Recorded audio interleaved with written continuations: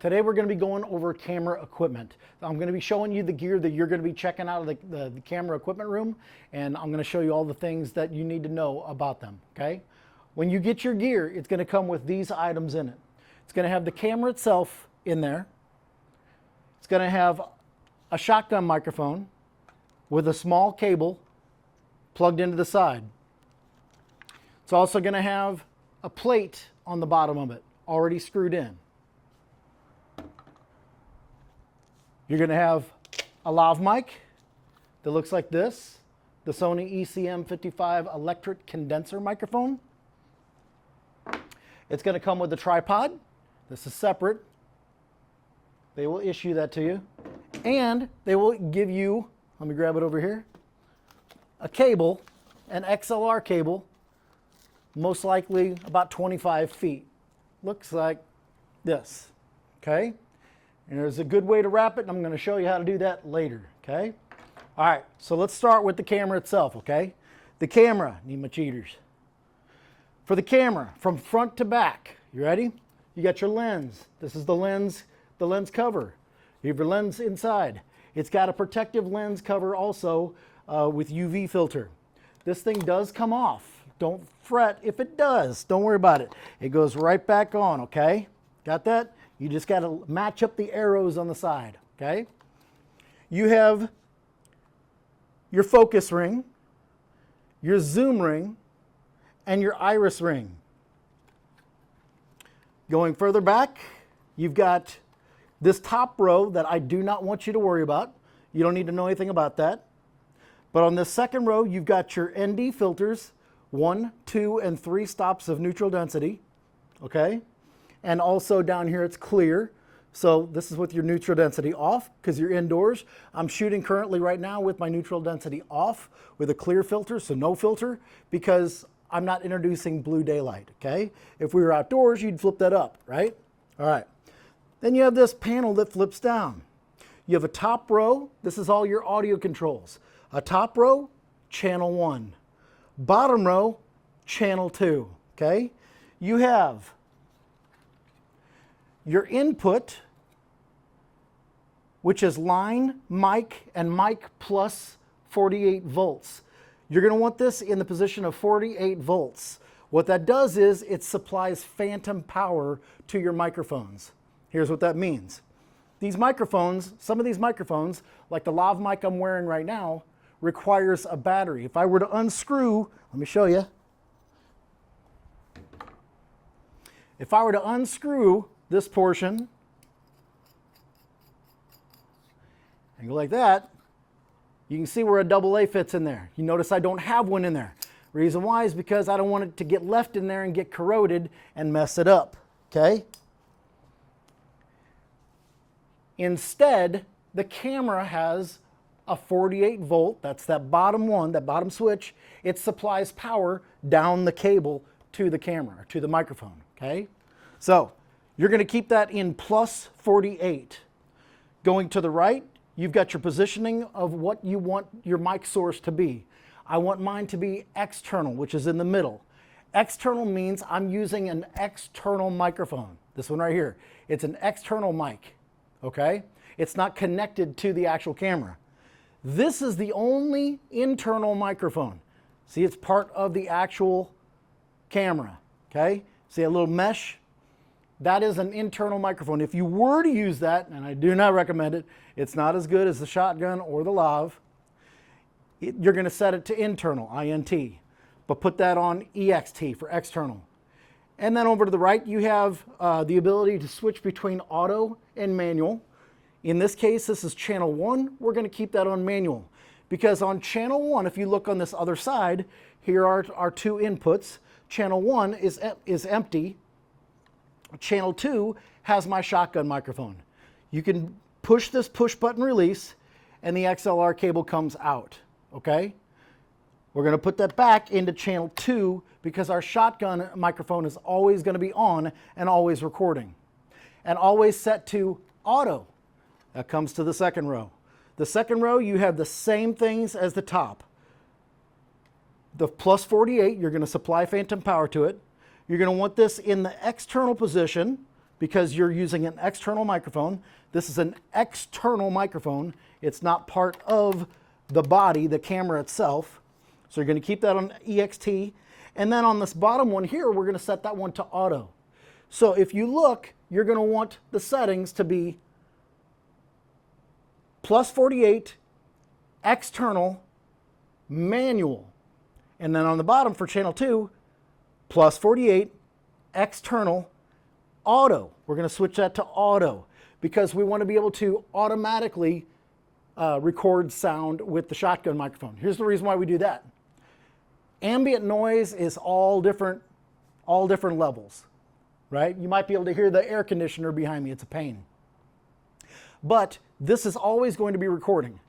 It will auto raise and lower your volume according to what it's picking up, okay? It's always going to raise the volume to unity or the optimal playback level before reaching distortion, okay? It's at its highest level before it starts to crack. You ever heard your speakers crack like that? It's because something is, you're over punching it, or you recorded it too loud and you can't fix cracky audio like that. Okay, there's the side panel, and then you have your two knobs. These are your volume knobs.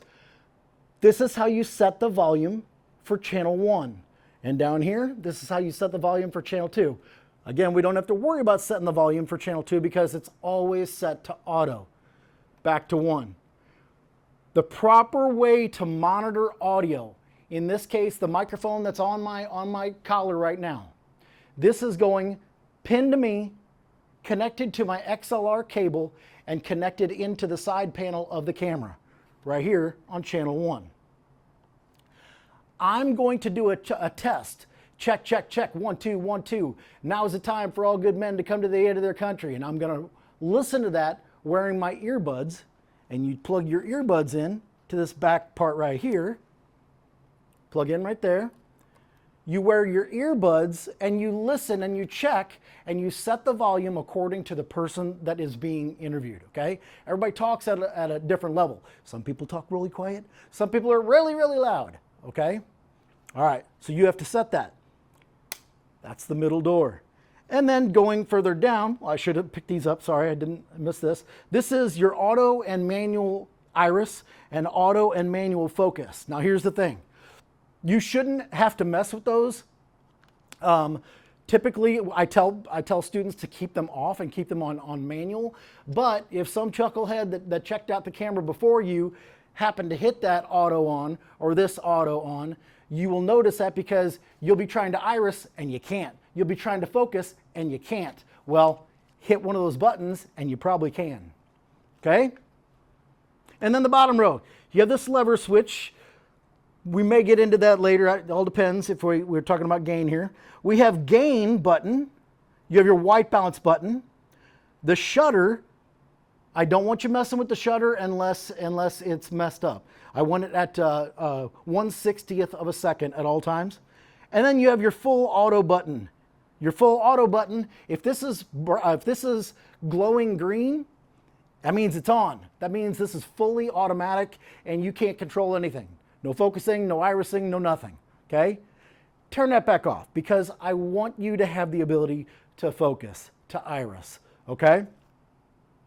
And then your power button is in the rear, okay? That is everything you need to know on this side of the camera. Let's go to this side of the camera. On this side of the camera, you have your handle like this. Well, that's for handheld shooting. We're not going to do that because I want to train you guys to put everything rock solid steady on a tripod, okay? No shaky footage, okay?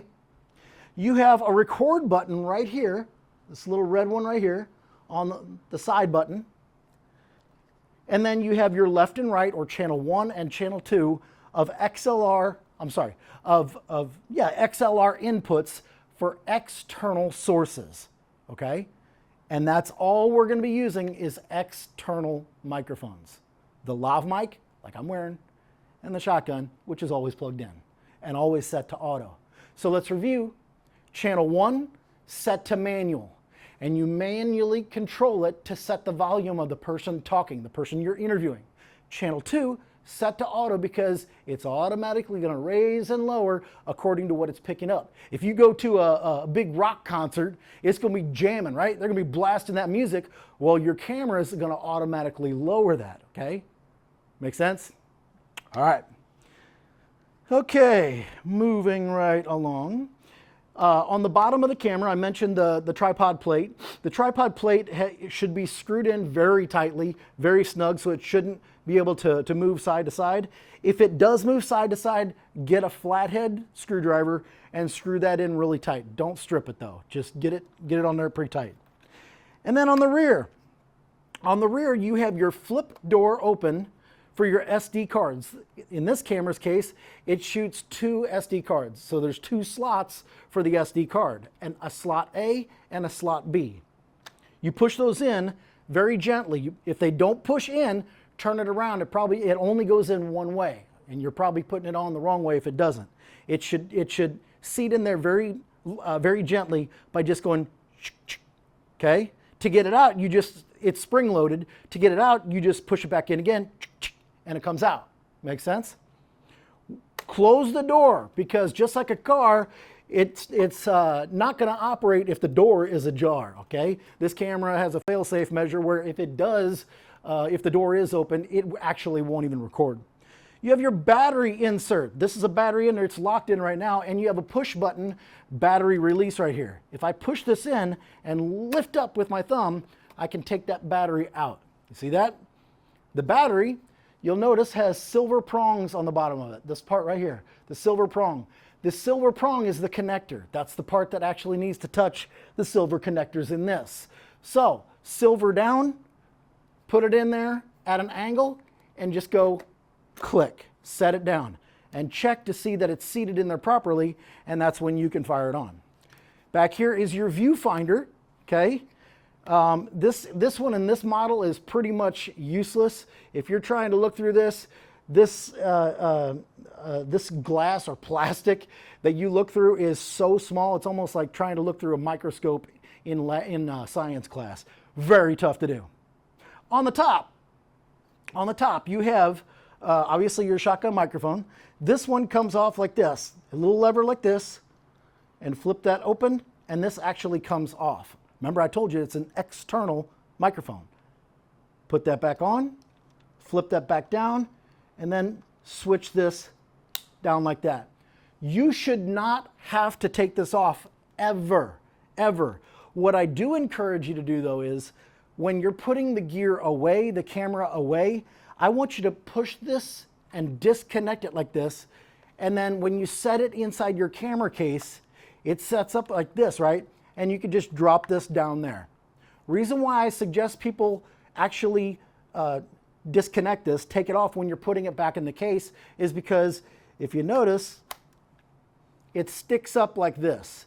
And that case comes down all the way to this. So a lot of times these things can get buggered and they keep bending like this, and every time that happens, it gets more and more damaged, okay? All right. Forgot something on the handle here. This is your servo. Your servo is your zoom in control, okay? Zoom in, zoom out, and it does that for you, okay? Same thing as the ring here. This is the zoom in and zoom out with your hands, okay? Manually. You also have on the very top on the handle, you actually have another little servo. This is called a creep because it zooms in very slow or zooms out very slow. And you have a second record button right here on there. So if you can either choose to use this one or choose to use this one. On the top, you have your flip out LCD display, okay? This pops out. And I'm gonna go ahead and fire this on. Turn it on like that. Takes a little while to pop on. But once it's done, you can see what it's set to, okay? You can see what it's set to. Now I'm looking right straight up at my glass here, so don't worry about my lights right here, so don't worry about that. You have a menu, and this is not a touchscreen panel, touchscreen LCD. You can't do anything by touching this on this screen, so don't even bother, okay? This is your remote control right here to control everything. This is how you control the internal settings of this camera. You have a menu, you have an up, down, left, right, a set in the middle, and a thumbnail. Thumbnail I don't think I've ever pressed, okay? But you are going to press the menu. If you press this menu right here, this pops up, okay? It's a screen that pops up with all your different settings, okay? When you are first setting up your camera, when you're setting up your camera from the very beginning, okay?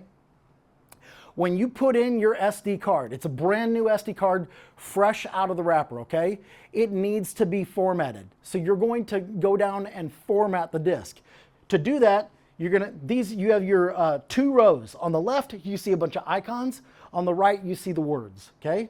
We're gonna go down, down, down, down, down, all the way to what looks like a filing cabinet, okay? To the filing cabinet, all right? We're gonna go over to the right to get to that layer in the filing cabinet. Now this is all the things that are inside the filing cabinet, okay? You're gonna go down, down, down, down, down, down, keep going down, down, until you see the words media format, media format. You're gonna press set on that, and it's gonna say which slot do you want to format. Well, if I had mine in A, I would press slot A. Once you press set, it's gonna say, are you sure you wanna do this? You move it over to OK, press it, and you'll see it start building. You'll see the bar erasing. So basically, it's erasing everything that is or was on the card, and erasing it and allowing it to read and write based off of the way this records on an SD card, okay? It's speaking that language, okay? All right. Now we're going to talk about some of the settings on this, okay? In here, you have your battery life. In this case, this says 28%. You have, I'll just show you the important things. Down here, you have f2.8. f2.8 is what we're iris to right now. If you can iris up and iris down. See how it's making things darker and making things brighter? But you'll see that that f-stop actually, I'm sorry, that dB level going up and down just with the iris, okay? And the f-stop changes as well, okay? So I'm moving this ring right here, and I'm making it darker and lighter. Again, if you cannot iris up, hit this button right here that says iris, and now you are in manual. Somebody must have put it on auto for you, okay? So you're gonna iris all the way up. If you see any dB, this is your gain, okay? This is how much gain it is. Right now there's 12 dB of gain.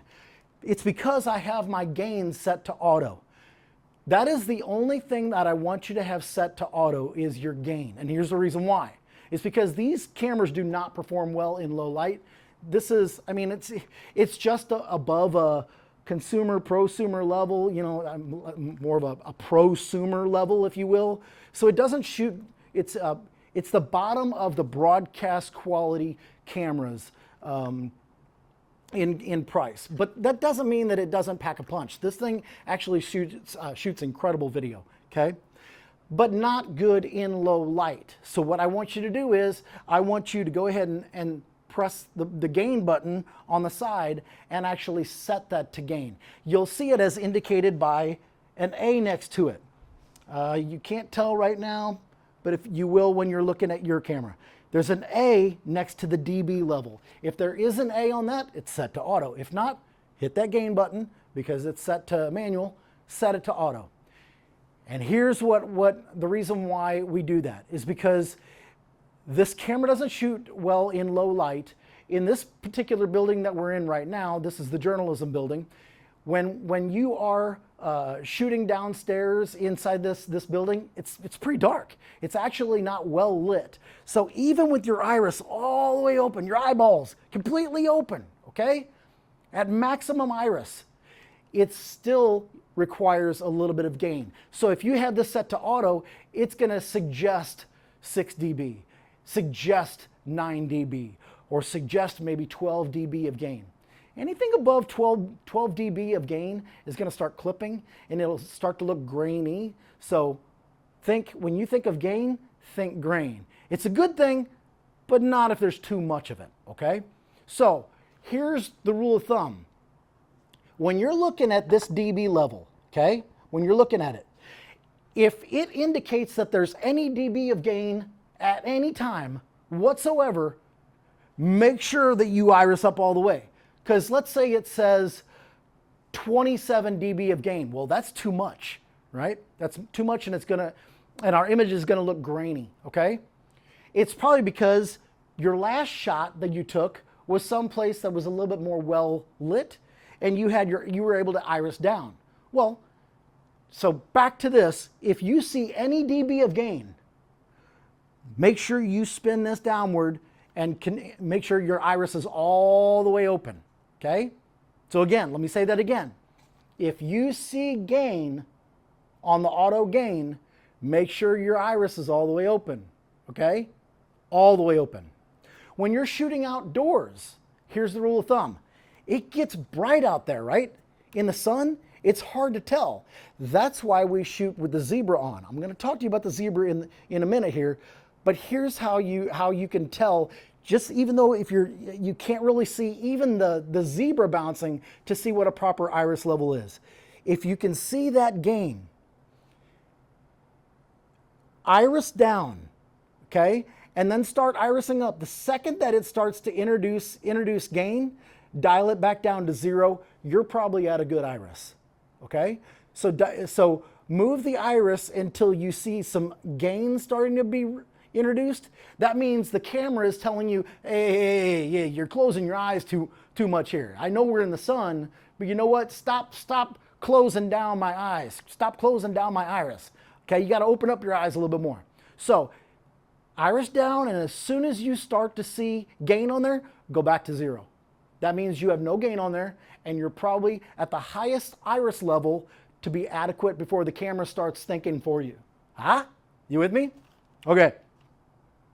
And then let's see here. On the right side, you'll see your meters. If you notice, I only have channel 2 bouncing on this. That's because this microphone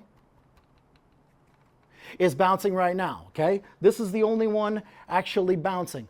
But you'll notice there's channel 1 and channel 2. Channel 1 is on the top and it's not moving because I don't have a lavalier microphone plugged into this. I have it plugged into mine, okay?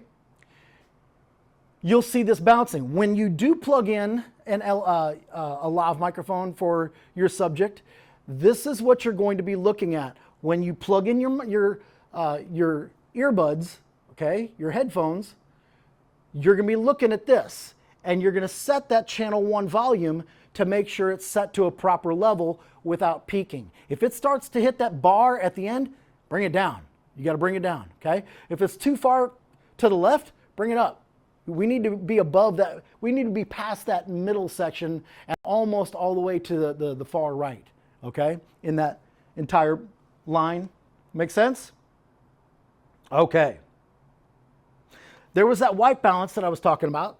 The white balance button is when you is how you should actually white balance or color correct the shot itself. Every time you frame up something, if you move from this lighting scenario to outside this door, it's going to be a different light. You have to tell your camera again what the color white looks like. So you'll want to grab a piece of paper, something like this. Just grab a piece of paper, pop it down, aim your camera towards it, and press the white balance. Frequently you'll actually see the color actually change in your LCD screen, okay? All right, and that's for every time you change a lighting situation. Every time, okay? Let's see. That's gain, white balance, okay. I was going to talk to you about the zebra, okay? In the menu, if you click on the menu and turn this on, you're going to go up or down until you get to what looks like a rectangle. The rectangle looks like a monitor, okay, like a display, okay. It's supposed to imitate a monitor, like your desktop monitor, okay. And if I go over to the right, you'll see the word zebra, okay. You're going to want to press that zebra, okay, press zebra and switch it to on, okay, switch it to on and make sure that's on. That is going to tell you that is going to tell you exactly what is the proper iris. Here's the rule of thumb on a zebra. If your zebra is turned on, you will see diagonal flickering lines, if you will, okay? That tells you, those lines indicate what is a proper iris level. So as you're starting from dark and you're irising up, as you iris up and the shot gets brighter and brighter and brighter, you'll start to see areas around you inside this shot start to bounce diagonally with lines. Now, here's the thing. I'm wearing a black shirt. I'm pointed at a bright, bright monitor. I'm pointed also at bright white, well, beige walls, but they're going to bounce first. You're not worried about the things behind me, okay?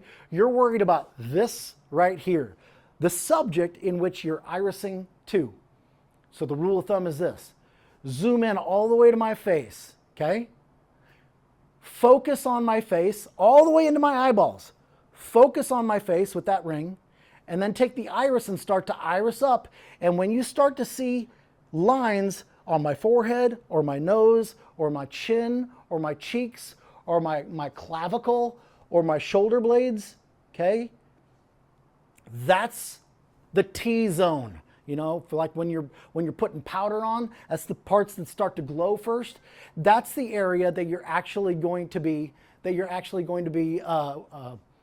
irising to. Okay, so you will iris up to that, and once you see it start bouncing right there, you're good to go. Okay, set it, leave it be. Okay, in the case of this, okay, the best way to avoid doing this, let's say I'm so dark, because right now I have actual lights put on me to make me a little bit brighter. But if this is competing with you, just move me somewhere else. Point somewhere where there's not a bright monitor. Don't shoot anybody in the shade if there's bright buildings exposed to the sunlight right behind them. Get them out of the shade, or move a person in the shade with a shade on the background as well. The color temperature has to match at this position, the subject that you're shooting, and the back, okay? So remember, everything within these four walls have to be a similar color temperature in brightness, thinking in contrast, high or darks, okay? Brights or darks. That's the zebra, and that's how the zebra will help you. I want to show you one more thing though. This is kind of cool. This particular camera comes with a thing called peaking. It's right underneath the zebra. I encourage you to turn that on. So we're going to press set, and in this case, I'm going to set it to on, and you can choose the color that you want it to be. I like red because it really shows up really well. This, just like the zebra, is an assists you with irising up. The peaking assists you with focusing, okay? So if you got to wear cheaters like me, like my reader glasses like this, okay? If you have trouble seeing things, turn that peaking on, and when you're using this focus ring, that's the first ring, when you're focusing on something, it will actually put that thing in red. Now you know it's perfectly in focus, okay? Again, this is just another tool that your camera is going to give you to allow you to focus or iris when you can barely see your screen, especially if you're shooting outdoors in the sun. It's tough to see that flip out LCD screen, okay? Everything good on this? All right, moving right along. We're good. Okay, I'm gonna go ahead and turn this off, and I'm gonna set this down right now. The next thing I'll show you is the tripod. This is a Benro tripod. It's got 3 legs, obviously, and they adjust. You have these 3 sections that come out. This, if I flip it down, flip it down, flip it down, now these are locked into place, okay? These won't go. So I have this at its full height, okay? If I only want to go one section, let's say I only want the tripod that big, I can go like that. This is still sturdy, okay? All right, I'm going to put this, all 3 sections. I'm going to do it right here also. Bip, bip, bip, all the way down. Bom, bop, bop. Whoop. Bing, bang, bong. And now I can put my tripod down. Make sure the legs are completely out. This is kind of crooked right now, okay?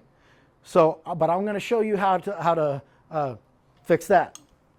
I'm going to show you this side. This is your handle. You unscrew this lever a little bit, put it up like this, screw that back. Now you have your handle to do your panning and your tilting, okay? You have the center column height adjust. If I unscrew this, if I need a little bit more to come up to face level, tighten that on.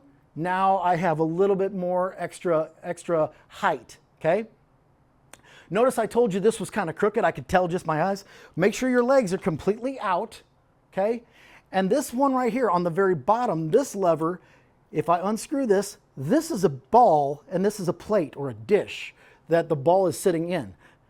This is a way to level. And I even have a bubble right here so that I can tell exactly what is bubbled level, okay?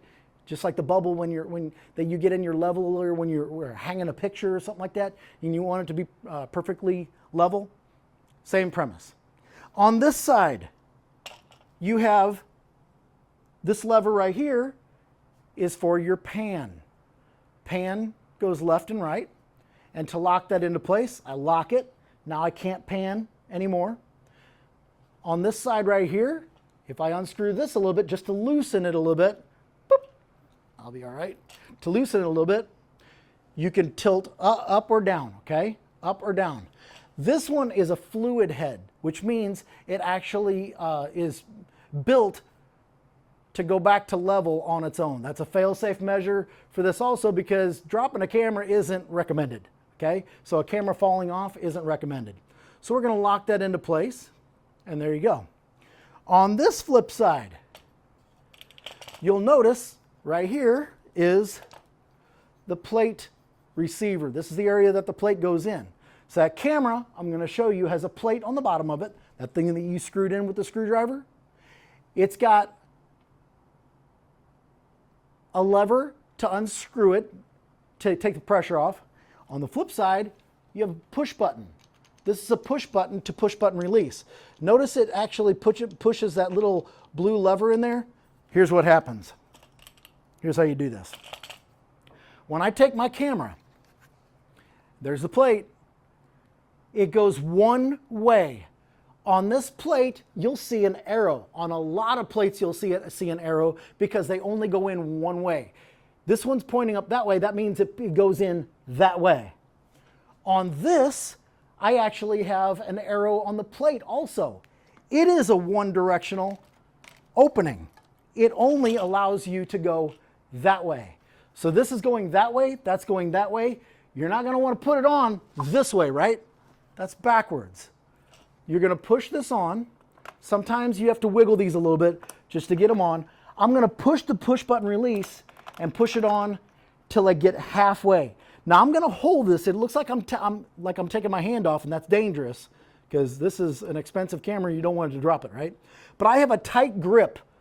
My index finger and my thumb has a tight grip on the front and the back of this plate because I need to take this tightener, the plate tightener, and tighten that sucker really, really tight to make sure that it's on there. And look at that. Somebody had it really loose, okay? It is tight.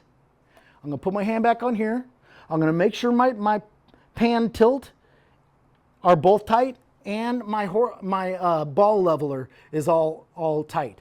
So this one's tight, this one's tight, this one's tight, and this is tight. Now and only now can I take my hands off of this because this thing is on there snug. If any one of these is unloosened, like the tilt, watch this. It's going to fall. You see that? It's going to fall. You do not want that to happen. So keep that tight. Okay? All right, that is the tripod and how to put it on and off, okay? I'm going to show you actually how to shoot. Well, let me show you one more thing. The Sony lavalier mic, okay? This is a 25-foot XLR cable. It comes with the female connector and the male connector, okay? These go in together like this, and they actually have, and they only go in one way because there's 3 prongs. This is a push button release. You push that to get it back out, otherwise it locks, okay? You are going to use this microphone, or this cable, okay? If you properly wrapped this cable, it should cast very well, very easily, okay? And not get all bunched up, okay? And I'm going to take this, and I'm going to plug this into channel 1, right there. Did you hear it click? Then I'm going to take my cable, and I'm going to grab my Sony microphone. This microphone, oh, and it looks like the person who had it before me did not wrap it properly. That never happens, right? Students are fantastic about wrapping cables. No, they're not. This only goes in one way, okay? You listen to it click. Did you hear it? It does not come out. Again, that push button to release it. It's in there, okay? Hopefully this is not all messed up. Well, it's not bad. That's not bad. You're going to take this. This is the microphone. The microphone already has this gator clamp on. Okay, looks like a tie clip. This clip like this is what clips it, just like mine is on my collar. Okay, that goes on, and then you have your clip right here. You can dress it if you want to. I like putting that through there and pushing that down there, and it makes a little loop-de-loop like that, so that when you put it up a shirt, this part hides behind your tie or hides behind your jacket, okay? This goes up the shirt. Do not get lazy. Do not get lazy on me. This needs to go up the shirt of the person that you're interviewing, okay? You're not going to do it. They will do it. Tell them, would you mind running this on the inside of your shirt? And once it gets up to here, I will clip it there for you, okay? And that's where you mess with it at the top, okay? So don't get lazy, because doing it this way looks ugly. Looks like I got a snake crawling up me. Or worse, somebody will try to get away with one of these. They'll put it over the back and they'll try to put it right there. But unfortunately, the snake will just start creeping on your shoulder instead. Don't get lazy on me. Do that. It's not an inconvenience. You're shooting video of somebody, they're already inconvenienced. You can do a little bit more, okay? I'm going to show you how to properly do this. So this goes into the XLR. The XLR goes into the side panel in channel 1. Channel 1, we're going to flip down the monitor, and we're going to monitor the volume by wearing earbuds or headphones or cans, okay? And you're going to properly set the volume to that person. I suggest getting them to say their name and spelling it while you're rolling. Okay? That way when you're logging that footage, you can actually have the correct spelling, the correct pronunciation of them, and you're also, you're setting their levels, okay? Here's how it gets taken apart. This comes off. Gets set to the side. I'm going to take this, and in my hand like this, I'm going to take this part right here. Actually, I'm just going to clip this. Nope, I'll just leave it. I'm going to take this, and I'm going to wrap this very lightly around my 4 fingers. I'm not going rrr, rrr, rrr, because this wire is so thin, so very thin. So I'm just going to go really carefully, okay? I don't want that to smack on the floor. Very carefully. This doesn't take much time at all. Very gently. And at the end, I'm going to take this clip, and I'm going to clip it over the excess cable like that. And that, ladies and gentlemen, is how you properly wrap a lav mic, okay? That goes into this case right here, nice and neat. Put that down there. Put this in here.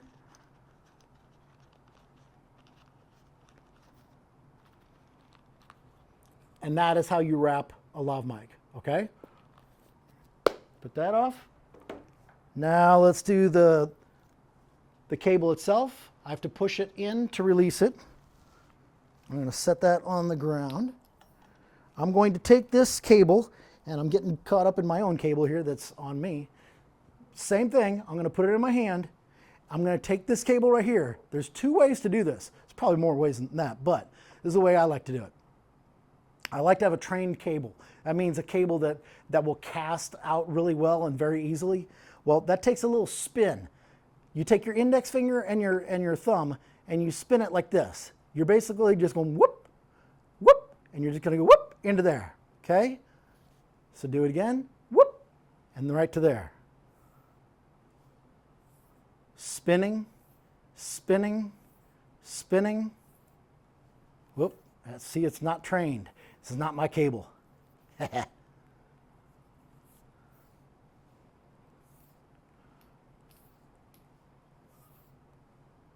Okay, and then you take this excess and you plug it into there. And then you could take this part right here, which is the Velcro, and you actually take that around and fasten it. And that is a properly wrapped cable. It doesn't look that great because it's not trained very well. The other way to do this is any lifeguards out there, I used to be a lifeguard at one time, is the over-under method. So some will reach in like this and grab the cable and go like this. Reach, and then grab the other one like this and then reach under like this. I don't bother with that. The loop just works perfectly fine for me. Okay. Now how to shoot. Okay. Here's what we do. Here's the basics of how to shoot. Take out your LCD screen. Make sure that's flipped open. Turn the power on. Make sure you pop your SD card in. Go down to the filing cabinet. Format your SD card with the door closed. Make sure you put your neutral density filter on or off. This has 3 stops of ND. 1 and 2 will be the most popular. For 3 stops of ND neutral density filter, it's like wearing 3 pairs of sunglasses. Think of it like sunglasses. 1 pair of sunglasses for outdoors during a regular sunny day. 2 pairs of sunglasses, the number 2, if it's really, really bright. And 3, the only time that I could ever see with this camera actually needing to put it on 3 is if we're in winter right now and we had a big snowstorm. So during the daytime, it's really, really bright. You ever walk outside after a snowstorm during a bright day and it just pierces your eyes? That's about the only time you're ever going to need to put this on 3. Just remember the rule of thumb. Where do you wear your sunglasses? You're not cool enough to wear them at night, right? Take them off. Put them on clear. Same thing indoors. When you're indoors, make sure your sunglasses are off. Put it on clear, okay? Put the camera on the tripod by unloosening the plate a little bit, just unloosening, pressing that release and sliding it on and tightening it up, okay? And now you're ready to actually shoot something, okay? There's a focus ring, zoom ring, iris ring, okay? Okay, here's what you're going to do. You're going to find the shot that you want, unloosen. I have a good grip on this handle, okay? I'm gonna zoom in using the servo that's on this side, the servo right here, zoom out, zoom in, zoom out. I'm gonna servo zoom to something. Let's say I have a computer monitor over here. I'm gonna focus on the keyboard. Look at that, it's in red. And the iris is perfectly okay. I have some dB of gain. It says 18 dB of gain. I'm gonna iris up. Oh, look at that, it went down to 15. Okay, but at least I caught it. I'm gonna lock that in. And the reason why it's 18 dB of gain is because I'm zoomed into a black keyboard. That black keyboard is dark. So dark things need more light. In this case, the auto gain is giving us a little bit more. So make sure, because I see gain, make sure that we're irised all the way up, okay? I'm irised, I'm focused because I see the zebra bouncing where I want it to on my subject. I'm focused on it also because I see red glaring on the keys on that keyboard. And now I know that I'm properly irised, I'm properly focused. Now I can zoom out or zoom in to crop the shot, move it over this way a little bit, pan over here, tilt over here a little bit, lock in my shot, press the record button here or here, take your hands off of the tripod, zip your lip, and count to 10 Mississippi. When you get done, press the button off, undo this, find another shot. I'm going to grab this with my tripod and I'm going to move to another shot. I'm going to move over here this time. I'm going to zoom into what I want. I'm going to zoom into something very far over there. I'm going to focus on, we have a wardrobe hanger over there for our student media talent. So I'm going to zoom into that and I'm going to focus, iris. Okay, that is 15 dB of gain also. And make sure that everything is, I don't know if you can see that shot. Maybe not. Okay. Press record because I have my frame. Take your hands off because I have this locked, and this locked, and this locked, the plate. I can safely press record.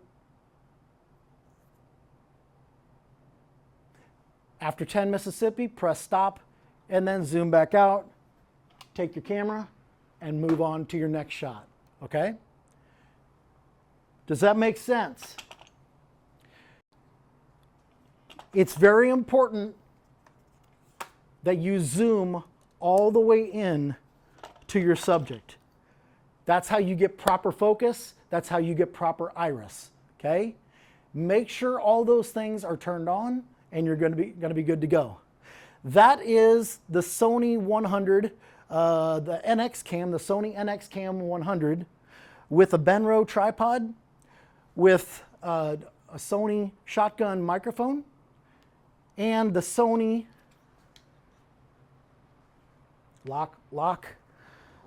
the Sony lav mic, and an XLR cable to get you some extra distance.